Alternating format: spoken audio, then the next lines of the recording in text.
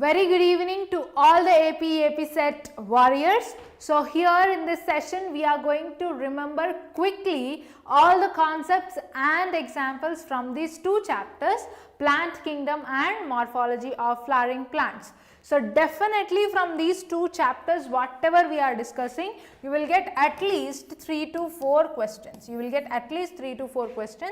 So stay tuned for another half an hour and you will be really beneficial from this session.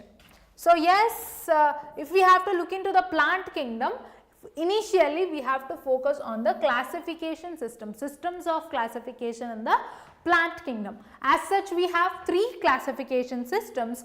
First is artificial system of classification, also called as sexual system of classification, which is proposed by Aristotle and Linnaeus. This is proposed by Aristotle and Linnaeus, where only gross superficial morphological characters are considered, and Linnaeus considered androecium structure as well. The major demerit of this artificial system of classification is giving equal priority to the vegetative and reproductive characters. As vegetative characters keep on changing with the environment, that is the major demerit for the artificial system of classification.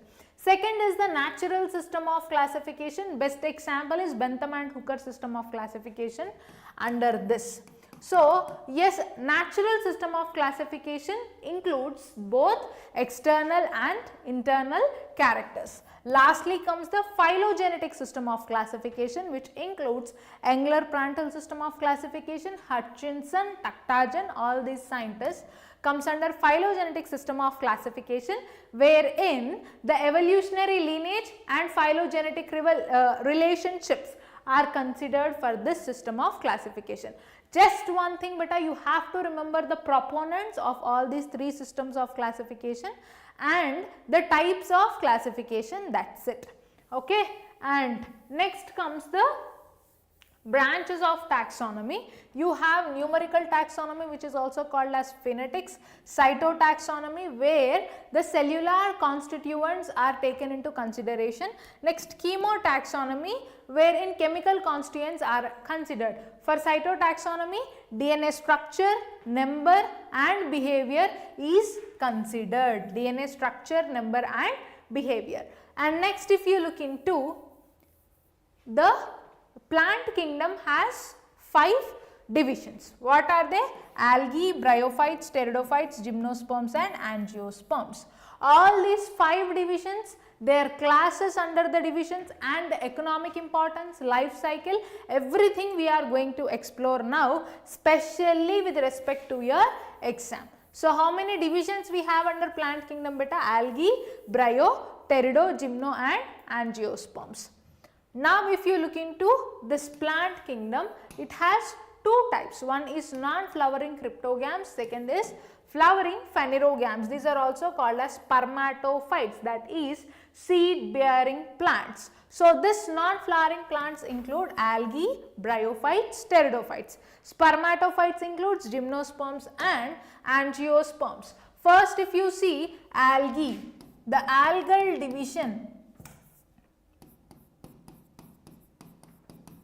the algal division is classified into 3 classes based on the pigmentation, flagellation, storage food material and cell wall. This is very important, ma. You have to remember on what basis the division is classified. It is classified based on pigmentation, flagellation, storage products and cell wall. As such, the algae is classified into chlorophyceae, phaeophyceae and rhodophyceae. Chlorophyceae is green algae, phaeophyceae brown algae, rhodophyceae is red algae. For chlorophyceae, if you see, in chlorophyceae you can see unicellular eukaryotic organism, that unicellular chlamydomonas which has cup shaped chloroplast. Important ma, it has cup shaped chloroplast.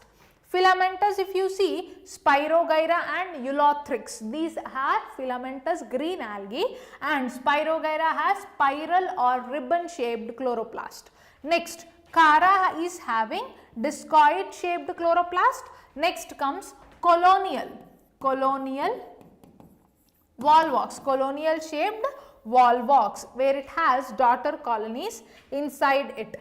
Next comes the brown algae. In brown algae we have 3 images in our academy, which is very important: laminaria, fucus and dictyota. In laminaria, if you can observe, you can see holdfast, stipe and frond.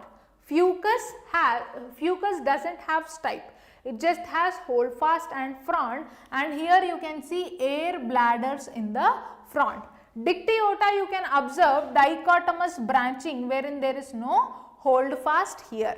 So that structures, keep it in your mind. Next comes the red algae, which includes Polysiphonia, Gracilaria, Giladium. These are the red algae. And this table, which is very much important, the questions from the algae will arise from this table itself. So here what you have to remember, the common name of chlorophyceae is green algae. Major pigments involved here is chlorophyll A, B. Phaeophyceae it is AC, rhodophyceae it is AD. Comparatively you remember. Okay. So phaeophyceae, if you see, the pigment which is present in the phaeophyceae is fucoxanthin, which gives many shades from olive green to various shades of brown color. Next, rhodophyceae includes chlorophyll AD, R-phycoerythrin and R-phycocyanin, wherein R-phycoerythrin is dominant. This is water soluble pigment. Next comes the storage food. Chlorophyceae storage food is starch. These are stored in pyrenoids. They are stored in pyrenoids. Okay, starch and proteins. Proteins besides starch. This term is given, need not to confuse. So in the structures pyrenoids, which is inside the chloroplast of green algae, starch and proteins are stored. Next, storage bodies of brown algae are laminarin and mannitol. Rhodophyceae has Floridian starch. Next comes the cell wall. Cell wall of green algae has cellulose. Cell wall of phaeophyceae has cellulose, and over that you have hydrocolloid, that is algin. Next, rhodophyceae has cell wall that is made up of agar or carrageen, which is polysulfate esters. It has polysulfate esters. For red algae, you have to remember what hydrocolloid ma? Agar and carrageen. Here it is algin. Next, coming to the flagellar number, okay, number of flagella. In chlorophyceae, you have 2 to 8 equal and apical flagella. Phaeophyceae has 2 unequal flagella, which gives you a pear shape. Next, rhodophyceae, the flagella is absent because here oogamous type of sexual reproduction takes place. Oogamous type. This points out the evolutionary sequence to the next bryophytes. Okay. So this is with respect to the table ma. This is very important, fix it in your mind. Now comes the life cycle of algae. If you see the life cycle of algae, haplontic life cycle, whereas exceptions for this we are going to see in the coming slides. Haplontic life cycle, here you have to remember, is zygotic meiosis takes place here in the algae life cycle. What meiosis beta? Zygotic meiosis, wherein the haploid zoosporangium, it releases zoospores and they act as gametes and they form a diploid zygote. This diploid zygote undergoes zygotic meiosis and further it gives rise to the gametophytic structures. So the only diploid cell in the haplontic life cycle of algae is zygote. Fix it in your mind. Next, coming to the economic importance of algae, which is very important, where in algal photosynthesis, this will fix more than half of the total carbon dioxide fixation on earth, and this increases the level of dissolved oxygen. Algae is the primary producer and this forms the basis of food cycle. 70 species of the marine algae are used as food. Best examples for food supplements of algae include Porphyra, Laminaria and Sargassum. Next, food supplements of algae include unicellular algae like Chlorella and Spirulina. These are used by the space travelers. And then hydrocolloids, if you see, marine brown and red algae. They form hydrocolloids over brown algae, it is algin, red algae, agar and keratin. That is Gracilaria and Giladium, they will produce agar. This agar or this from Giladium and Gracilaria, the agar which is produced is used in the microbial culture and in preparation of ice creams. This is rich source of iodine, and the rich source of iodine is in kelps, okay, kelps, which for example laminaria and fucus. Kelps has rich source of iodine. Now comes the bryophytes. Immediately looking into bryophytes, you have to remember these synonyms, like bryophytes are the primitive land plants. They are called as amphibians of plant kingdom. These are archegoniate, embryophytic and atracheophytic cryptogams. Okay, they are archegoniate, embryophytic and atracheophytic cryptogams. They are non-vascular terrestrial cryptogams. They are non-vascular terrestrial cryptogams. Their habitat is mostly moist and shaded, and here bryophytes doesn't have true root, stem and leaf. They have root like rhizoids, stem like colloids and leaf like phylloids. Remember that, okay? And rhizoids will be unicellular for liverworts, multicellular for mosses. Now if you see, there are three classes for this bryophyta: Hepaticopsida, Anthoceratopsida and Bryopsida. So yes, Hepaticopsida includes liverworts, Anthoceratopsida hornworts, Bryopsida includes mosses. Liverworts, this is the habitat, and under liverworts we have to go through the examples like Marchantia and Riccia porella. Okay, what are the examples under liverworts, ma? Marchantia, porella and Riccia, where here Marchantia is heterothallic, Riccia is homothallic, which means Marchantia has both female and male reproductive structures on the separate thallus, whereas Riccia has both male and female reproductive structures on the same thallus.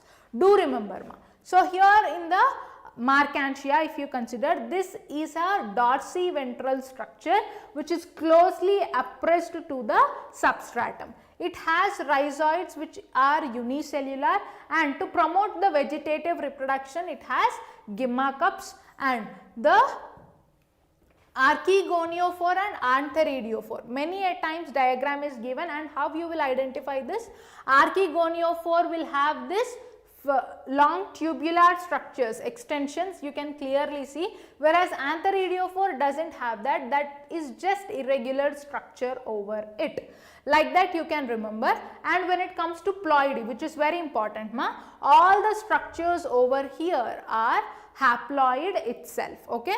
The main plant body of bryophyte is haploid, okay. So here rhizoids, gymma cups, this and all are haploid. Next comes to mosses, includes Funaria and sphagnum here. So here Funaria includes gametophytic structure. Of course in bryophytes the dominant phase is haploid gametophytic structure, which includes haploid rhizoids, haploid, that is main axis, and haploid leaves. From this haploid gametophytic structure, diploid sporophyte will arise as foot, seta and capsule. Both, all the three, foot, seta and capsule, they are diploid, okay. Foot, seta and capsule are diploid. Inside the capsule you can see spore mother cells which are diploid. Inside the capsule you can see spore mother cells which are diploid. They will undergo reduction division or sporic meiosis. In algae, if you can see, zygotic meiosis occurs. Here you can see sporic meiosis, and they will release haploid spores. Haploid spores falling onto the suitable substratum that gives rise to a new moss. So like this you have to remember the ploidy of each and every sporophytic structure and gametophytic structure beta. Sporophytic structure is diploid and gametophytic is haploid. In bryophyte, gametophytic plant body is the main plant body. Sporophyte is partially dependent on the gametophyte here. So next, when it comes to sphagnum, sphagnum has many synonyms like peat moss and bog moss. So here if you see, sphagnum has many synonyms like cotton moss, peat moss and bog moss, and it has so much of commercial importance. Many at times questions are asked based on this. Why is it called as cotton moss? Because sphagnum is used for transshipment of commercial plants, and peat moss is used as good manure and fuel. That is why it is called as peat moss. Bog moss, this builds the soil in rock crevices and it fills the ponds and lakes. So it has three synonyms, those are cotton moss, peat moss and bog moss. Do remember, and this plays a significant role in the as pioneer species. Pioneer species are lichens, and after that this plays a significant role in plant succession. If you have to look into the life cycle of bryophytes, will have, first if you see, the primary gametophytic structure in bryophytes is protonema. This is the primary gametophytic structure. It is haploid that matures to a leafy gametophyte which bears archegonia and antheridia, two structures. Both are haploid. After fusion, the zygote is diploid. This develops to embryo. That is why bryophytes are the first embryophytes, and this develops to a diploid sporophyte which undergoes sporic meiosis here, sporic meiosis, and this releases out the haploid spores which develop into the primary gametophytic structure again. This is the life cycle of bryophytes. Next, if you look into pteridophytes, beta. Yes, pteridophytes, there are certain synonyms for pteridophytes also. These are the first terrestrial plants. They possess vascular tissues. Okay, bryophytes are atracheophytes, but these are tracheophytes. They have vascular tissues. They are embryophytic, archegoniate, tracheophytic, seedless vascular plants. Do remember all these synonyms for sure. Now, here the dominant plant body, there in bryophytes the dominant plant body is gametophytic plant body. In pteridophytes the dominant plant body is sporophytic plant body, which is independent of gametophyte. Gametophyte is also independent of sporophyte. Do remember. So this includes club mosses, horsetails and ferns. There are 4 classes of pteridophytes. We have to remember, we can expect an objective from this area. What are those 4 classes? Coelopsida, Lycopsida, Sphenopsida and Pteropsida. Under Coelopsida we have Coelotum, Lycopsida, Selaginella and Lycopodium, Sphenopsida, Equisetum, Pteropsida, Dryopteris, Pteris and Adiantum. So, there are 2 peculiar features with respect to pteridophytes that you have to remember. First is heterosporous condition. What is that, Nana? Heterosporous condition. Second is precursor to seed habit. Precursor to seed habit.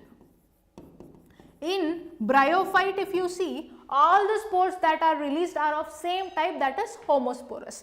But in pteridophytes, first heterosporous condition is observed in few plants where few are microspores, few are megaspores. Like that it is observed in, I have given you a best mnemonic, that is Mars. Okay, it is seen in Marsilia, Azolla, Selaginella and Salvinia. Like that easily you can remember. And precursor to seed habit, which means that, just a second, yes. So, precursor to seed habits, which means that the zygote will develop to embryo, but that embryo is further not developed to seed because of the absence of integument in the female gametophyte. So, here their seed habit is shown, but seed formation does not take place. That is called as precursor to seed habit, which is an important evolutionary step for the next division, that is gymnosperm. Remember that, ma. So now if you look into the life cycle in bryophytes and pteridophytes, it is zooidogamous oogamy that takes place. Zooidogamous oogamy means the flagellated antherozoids will reach to the archegonium. Okay, the flagellated antherozoids will reach to the archegonium to fertilize the egg, that is zooidogamous oogamy. And important step to evolution, that is precursor to seed habit. First heterosporous condition is observed in pteridophytes. And if you have to remember few more things, that is the spores. Okay, here you can see sporophylls in the pteridophytes, the leaf structures bearing sporangia called as sporophylls. If they are bearing microspores, you will call it as microsporophylls. If they are bearing megaspores, you will call it as megasporophylls. But in few, the spores are joined as strobili or cones. Best example is equisetum.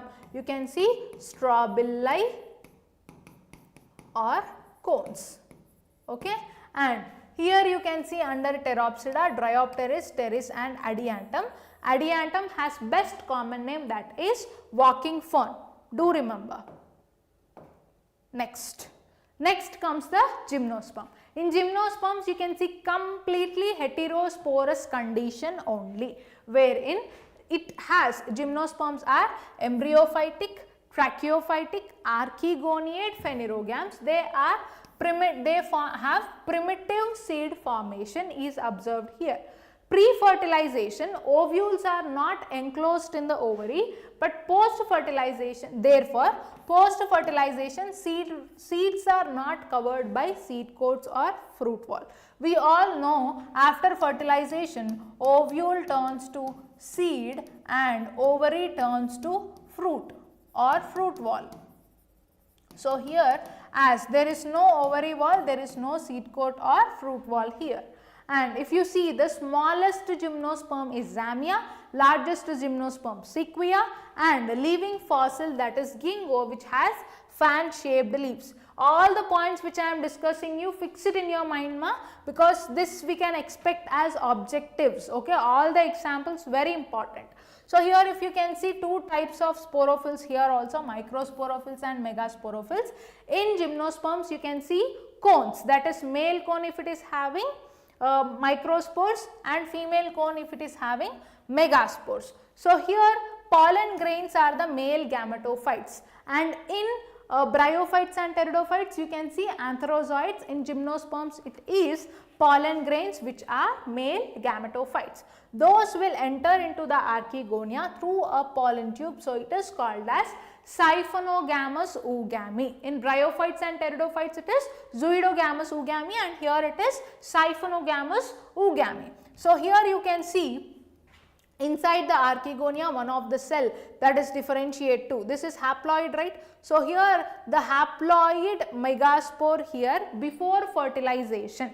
Inside archegonia, one few of the cells will, all the cells you will call it as nucellus inside the archegonia. One of the cell is differentiated to megaspore mother cell which forms 4 megaspores. Of that, 1 megaspore is functional. From this 1 megaspore, mitotic divisions occur and one of the cell is turned to form endosperm. Okay. So endosperm in gymnosperms is formed pre-fertilization. So here you can see haploid endosperm in gymnosperms, whereas in angiosperms you can see triploid endosperm. Do remember, ma, very important. Endosperm in gymnosperms is formed pre-fertilization, in angiosperms it is formed post-fertilization. So here you can see that functional megaspore will develop, it is retained within the megasporangium into an endosperm. This is haploid, and here we have already discussed that is siphonogamous oogamy that takes place. So now if you look into the life cycle of gymnosperms, both you can see the mature plant body is, or the dominant plant body is sporophyte which is diploid. You have female cone and male cone, both are diploid. After meiosis, megaspore is released and pollen grains are released, megaspore is formed, pollen grains are released. Winged pollen grains you can see in Pinus. Many a times asked, winged pollen grains you can observe it in Pinus. So this pollen grains fertilizing the megaspore or the functional egg, megaspore, that is egg, it will result in the formation of zygote, which turns to embryo, then it turns to seed, which is naked without seed coat. So this is the life cycle of gymnosperms, where the dominant plant body is sporophyte.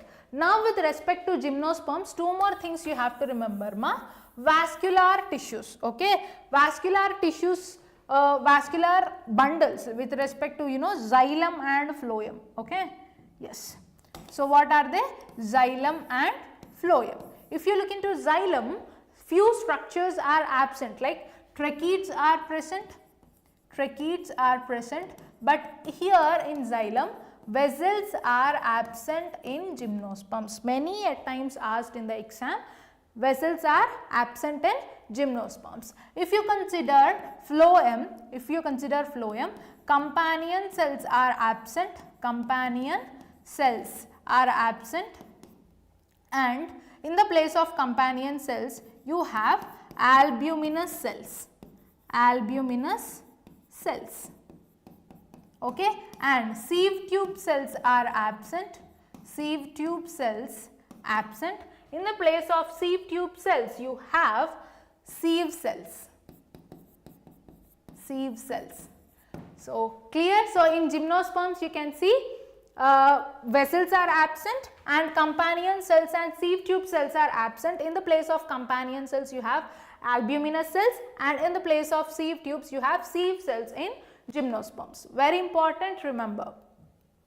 Now when it comes to angiosperms, primarily you look into the life cycle of angiosperms, wherein angiosperms has 4 whorls, 2 essential and 2 non-essential. Non-essential whorls include calyx and corolla, essential whorls include gynoecium and androecium. We are going to discuss now in the morphology chapter more clearly, but prior to that we will look into the life cycle of angiosperms, wherein you have megaspore mother cell over here, megaspore mother cell and microspore mother cell,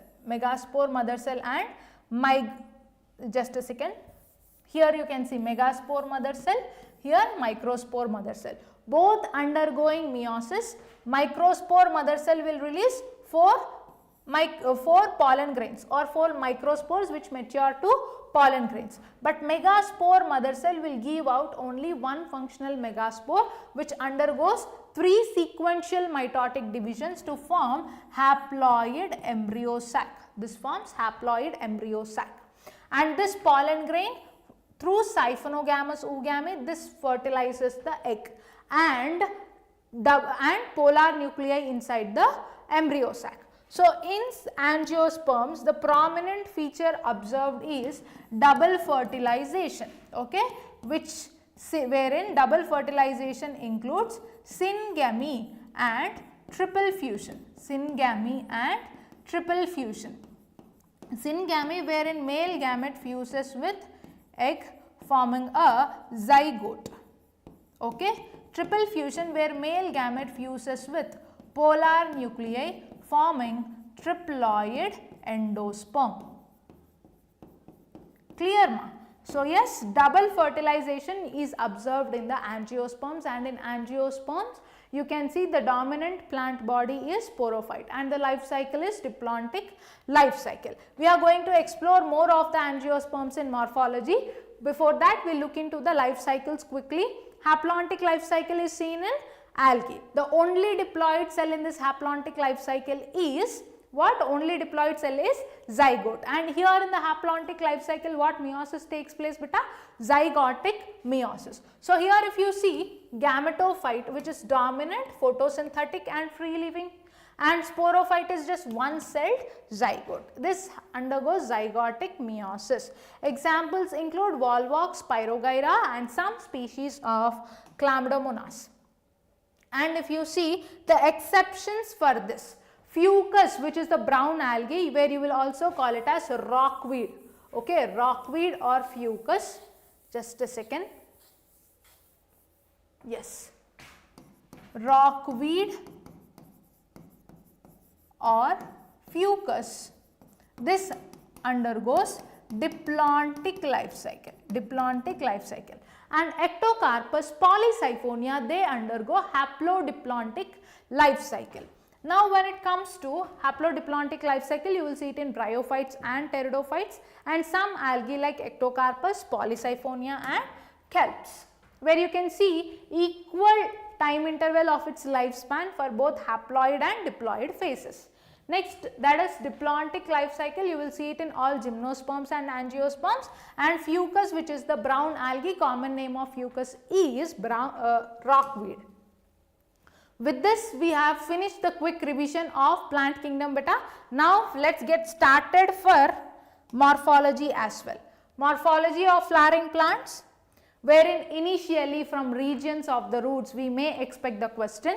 We have 4 regions of the roots. Those are, first is meristematic region, first is the root cap. How you can define the root cap? Root cap is the small thimble like structure. Root cap is a thimble like structure which is rich in the cell organelle, that is Golgi. Okay, why Golgi is releasing out that mucilaginous secretions which helps the root in the positive geotrophic growth. Okay, so thimble like structure or the proximal end, terminal end of the root is root cap. Proximal to this you have region of meristematic activity, where the cells at this meristematic region are small, thin cell walled with a dense nucleus. Proximal to the region of meristematic activity, you have region of elongation, where cells will elongate in this region.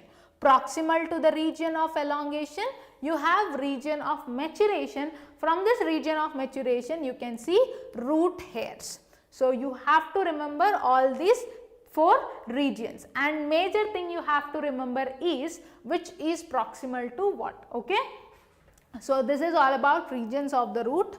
Next, root modifications, stem modifications and leaf modifications. We can expect a question from here, and all the time it is examples only asked from morphology beta, remember that.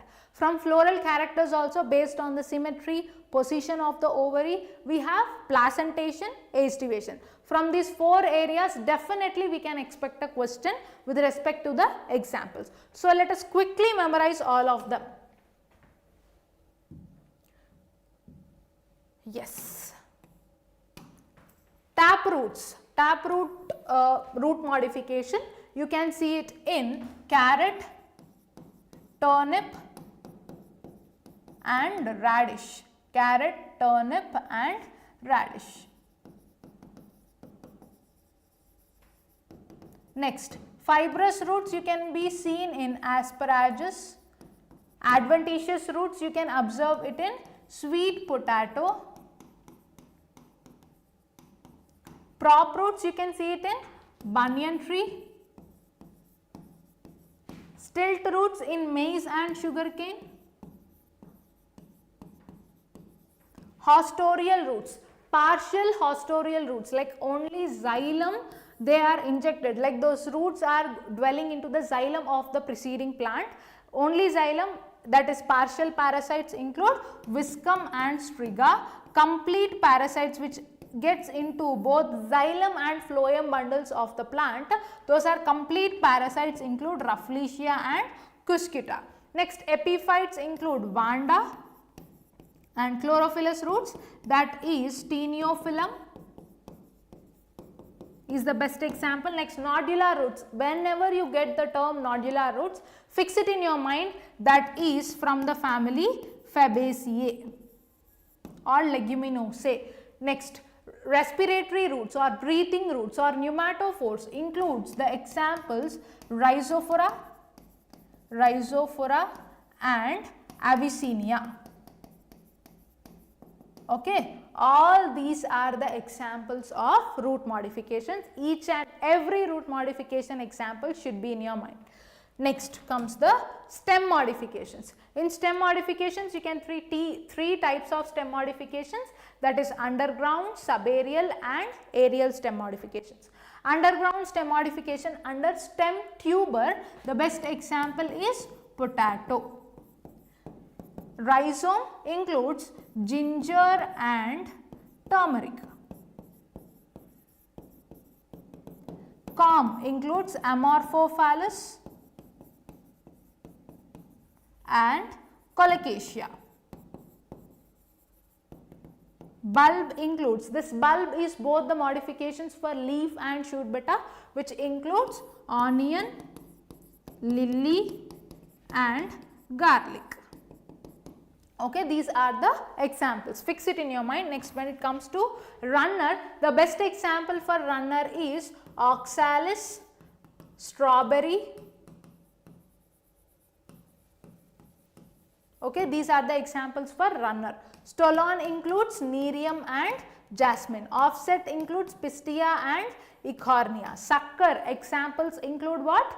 Sucker examples include pineapple and chrysanthemum. All these examples you have to remember. Next, coming to stem tendrils. Best stem tendrils examples what?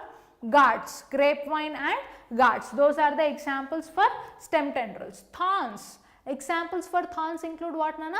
Bougainvillea, citrus. Phylloclades. Phylloclades include opuntia and euphorbia. Cladophylls include what? Asparagus. Cladophylls include asparagus. Bulbils include floral bulbils like Dioscorea. Vegetative bulbils include agave. All these examples please memorize. Listen it multiple times. Okay, pause it, re-listen it, pause it, re-listen it. Like that, if you listen for 2 to 3 times, you will remember definitely. Nowhere, your mark goes nowhere. Okay, so just listen it multiple times. I have made this examples. Only example sessions in the shorts as well. There also you can view. But don't skip examples before you go to exam. Okay, if you are like to study it, it is taking more time, means just go for shorts and listen it for 2 to 3 times, you will remember it. Fine. Next, coming to leaf. In leaf, the 3 main parts of the leaf include leaf base, petiole and lamina. Okay, leaf base, in the leguminous plants you can see pulvinous leaf base. That is the important point. Okay, in leguminous plants you can see pulvinous leaf base, and petioles are flexible, which attaches lamina to the leaf base. And here in the leaf blade or lamina, it has midrib and veins, which helps for the transport of minerals and food or nutrients. Types of leaves, if you see, you have simple leaf and compound leaf. Simple leaf includes hibiscus, pear and mango. These are the examples. Okay, simple leaves include hibiscus, pear and mango. Compound leaves include pinnately compound and palmately compound. Pinnately compound, neem and tamarind. Palmately compound is silk cotton. Now comes the concept of phyllotaxy, that is arrangement of leaves on the rachis. First is alternate phyllotaxy, wherein at each node one leaf will arise. That is the alternate phyllotaxy. Examples are very important beta, where you have to remember China rose, mustard and sunflower. These are the examples: China rose, mustard and sunflower. Next, opposite phyllotaxy, where from each node you have 2 leaves, that is Calotropis and Goa. These are the examples. World phyllotaxy, that is from each node you can see more than 2 leaves, which includes Nerium and Alstonia. All these examples are important. Next, primary root functions include photosynthesis, transpiration and gaseous exchange through stomata. But leaf modifications include like leaf tendrils. You can see leaf tendrils. Best example is pisum. Best example for leaf tendril is pisum. Next, leaf spines. You can see it in Bougainvillea. Storage leaves, storage organs, as we have already discussed. Bulbs are the best example, like onion and garlic. Onion and garlic. Next, phyllodes. The example includes Australian acacia. Australian acacia. Next, insectivorous leaves like Nepenthes or pitcher plant. Next, vegetative propagation includes the example, that is Bryophyllum. Okay, all these examples keep it in your mind. Just listen it 2 to 3 times, it will be in your mind. Now comes the floral characters. From this, what we have to remember? Symmetry, and based on the position of the flower, that is hypogynous, epigynous and perigynous flowers, and the next aestivation, placentation. From these 4 segments, we can definitely expect 1 or 2 questions only with respect to examples. So listen it cautiously and do remember. First is actinomorphic flowers, whereby any plane the flower is divided into 2 equal halves. Examples include chili, mustard and datura. These are the 3 examples: chili, mustard and datura under actinomorphic flowers. Under zygomorphic flowers, it is best type of aestivation for zygomorphic flower is vexillary aestivation, that is from Fabaceae family, like that you can remember. Tea, bean, cassia and gulmohar. These are the examples for zygomorphic flowers. And the example for asymmetric flower is kanna. Kanna is the example for asymmetric flower. Next, based on the position of the ovary and other floral parts over the thalamus.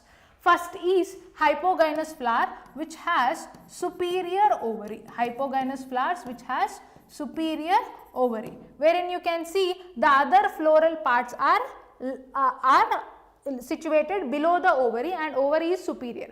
Examples include mustard, china rose and brinjal. Perigynous flowers where ovary is half superior and half inferior. Ovary is half superior and half inferior. This diagrams, 2 diagrams, keep it in your mind, ma. How you can remember this? Where other floral parts are present at the rim of the thalamus. Examples include plum, rose, peach. Next, epigynous flower, it has inferior ovary. It has inferior ovary, wherein the ovary is completely enclosed by the ovary wall and other floral parts are present above the ovary. So here examples include flowers of guava, cucumber and ray florets of sunflower. These are the examples. Next, coming to aestivation, that is arrangement of petals and sepals. If those petals and sepals are side by side to each other without overlapping, that is valvate aestivation. Example includes calotropis, that is the best example. Next, twisted aestivation. Twisted aestivation where one sepal or petal overlaps the other sepals or petals in a uniform direction. Examples include lady's finger, china rose and cotton. These are the examples for twisted aestivation. Next, if you see imbricate aestivation, where sepals or petals overlaps with the other but in not uniform direction. Here if you can see, one is on the outer side and one is completely inner side. So in non-uniform direction, that is imbricate aestivation. Examples include cassia and gulmohar. Next, vexillary aestivation. All the Fabaceae members or Leguminosae members have vexillary aestivation, where it has one standard petal, 2 wing petals and 2 joint keel petals. Okay, that is from vexillary aestivation. Pea and bean, these are the best examples. Next, if you see andrecium. Andrecium, this is composed of stamens. Anther is usually bilobed in most of the angiosperms and it has filaments. Based on the cohesion or adhesion of the anther. Cohesion means what, ma? Anthers adjoining to each other, like forming into single bunch, that is monodelphous. Diadelphous condition, where 2 bunches of the stamens are formed, as you see in the Fabaceae members, that is diadelphous condition, and tetradynamous condition that you will see in Brassicaceae. Where you see the tetradynamous condition, it has 6 stamens wherein 4 are long and 2 are short. That is tetradynamous condition. When it comes to adhesion, andrecium or stamens attaching to the petals or the perianth or any other floral part, that is called as adhesion. Epipetalous condition, you will see it in Solanaceae members. Example brinjal. Epiphyllous condition, where stamens are attached to the perianth, that you will see in Liliaceae members. Examples include lily. And next, if you see andrecium cohesion, monodelphous, china rose, diadelphous pea, polyadelphous citrus. And next, variation in the length of filaments, like that is tetradynamous condition. Best example, Brassicaceae family members like Salvia and Brassica. Next, if you see Gynoecium. Gynoecium has, you know, 3 structures, that is carpel, stigma, style and ovary. So yes, if it is only 1 unit of stigma, style and ovary, only 1 unit of stigma, style and ovary, that is monocarpellary. Multicarpellary, you will have many stigma, style and ovary. If they are fused with each other like this, it is called as syncarpus. If they are free, it is apocarpus. So apocarpus includes lotus and rose, syncarpus, mustard and tomato. Remember the examples. Now comes the concept of placentation, which is very important. Placentation is nothing but arrangement of ovules inside the ovary. If the ovules are arranged along the ventral suture of the ovary in a single line, that is marginal placentation from the Fabaceae family, that is P. Next, axile placentation. Axile placentation you will see in Solanaceae, Liliaceae, wherein the ovules are formed inside forming locules or chambers. Ovules formed inside the ovary forming locules or chambers, that is axile placentation. Examples include China rose, tomato and lemon. Parietal placentation, where ovules are formed from the inner wall of the ovary. Examples include mustard, argemone, and the parietal placentation you will see in Brassicaceae members. And this leads to the ovules forming on the inner wall of the ovary. This forms a false septum which is called as replum, which is the characteristic feature of Brassicaceae members, remember beta. Next is free central placentation, where ovules are formed at the center. Examples dianthus and primrose. Basal placentation you will mostly see in single ovulated gynoecium or single ovulated plants, where examples include sunflower and marigold. So with this we have finished all the examples of morphology of flowering plants, and I am going to make you a short video on just families. Okay, do watch that, where you can complete the floral diagrams, floral formulae, and explore the best mnemonics to remember all the examples under each family. Thank you. See you in the next class.